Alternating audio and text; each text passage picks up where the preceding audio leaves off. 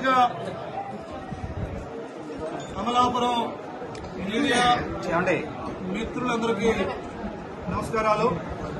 ఈరోజు నాకు తెలుగుదేశం పార్టీ అధినేత మా ప్రీతమ నాయకులు నారా చంద్రబాబు నాయుడు గారు నాయకత్వంలో టీడీపీ, జనసేన, బీజేపీ కూటమిలో పవన్ కళ్యాణ్ గారి యొక్క సపోర్టుతో ఈరోజు నాకు 4వసారి అమలాపురం అసెంబ్లీ నియోజకవర్గం తరఫున ఎమ్మెల్యే అభ్యర్థిగా నా యొక్క ఈ యొక్క క్యాండిడేట్ ని ఖరారు చేసినందుకు చంద్రబాబు నాయుడు గారికి, పవన్ కళ్యాణ్ గారికి, లోకేష్ బాబు గారికి, బీజేపీ పెద్దలకు అందరికీ నా హృదయపూర్వక ధన్యవాదాలు తెలియజేసుకుంటున్నాను.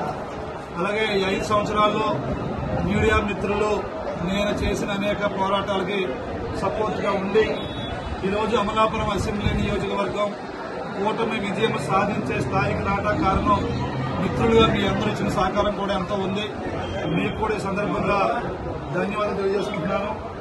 మీ అందరికీ ఒక విషయం చెప్పాలా, 5 సంవత్సరాల జగన్మోహన్ రెడ్డి పాలనలో ఈ ఆంధ్రప్రదేశ్ రాష్ట్రాన్ని డ్రగ్స్ మాఫియాగా, గంజాయి మాఫియాగా, మత్తు మందుల మాఫియాగా, చీప్ లిక్కర్ మాఫియాగా ఈ ముఖ్యమంత్రి రాష్ట్రాన్ని తయారు చేశాడు.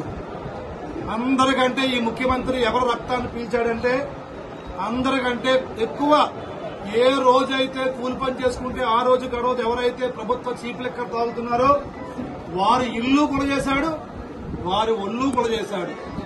అంటే 50 రూపాయలుండే చీప్ లిక్కర్ బాటిల్ని నాసు రకంగా తయారు చేసి అతనే తయారు చేయించి అతనే గవర్నమెంట్ కొని అతనే కమిషన్ తీసుకుని 200 రూపాయలకి పెంచి పేదవాడి కూలి పన్ని పట్టుకపోయినటువంటి దుర్మార్గమైన ముఖ్యమంత్రి ఈ జగన్మోహన్ రెడ్డి.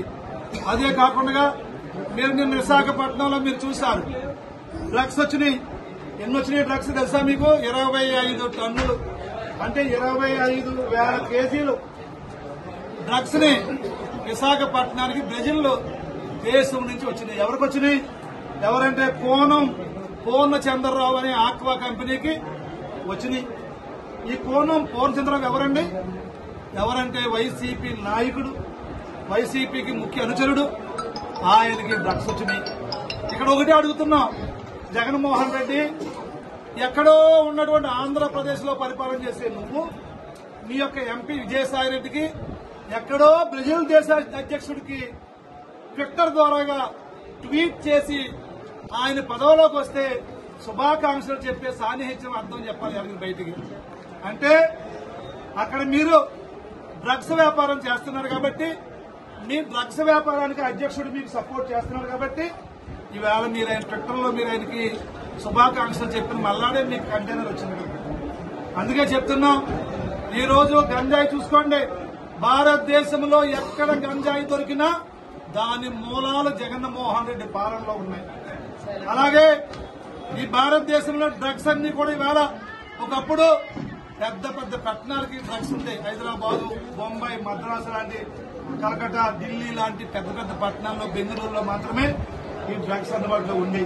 కానీ ఇప్పుడు ఆంధ్రప్రదేశ్ లో పల్లెటూరులో ఉన్న కిల్లీ కొట్లో కూడా గంజాయి దొరుకుతుంది, డ్రగ్స్ దొరుకుతున్నాయి. దీనికి కారణం ఈ జగన్మోహన్ రెడ్డి అనుచరులు, ఈ దుర్మార్గులు దోపిడీనే ప్రధాన ఎజెండాగా పెట్టుకుని ప్రజల ఆరోగ్యం ఏమైతే మాకెందుకు, ఎవడు ఏమైతే మాకెందుకు, మాకు డబ్బు రావాలా, డబ్బు కావాలా, డబ్బు కావాలని చెప్పి ఈ రోజు 5 సంవత్సరాల పాలనలో ఆంధ్రప్రదేశ్ ని డ్రగ్ రాష్ట్రంగా, గంజాయి రాష్ట్రంగా, చీప్ లిక్కర్ రాష్ట్రంగా తయారు చేసి పేదల రక్తాన్ని మీరు పీల్చిన పాపం 50 రోజుల్లో మిమ్మల్ని లాగిపెట్టి ఓటుతో కొట్టబోతుంది.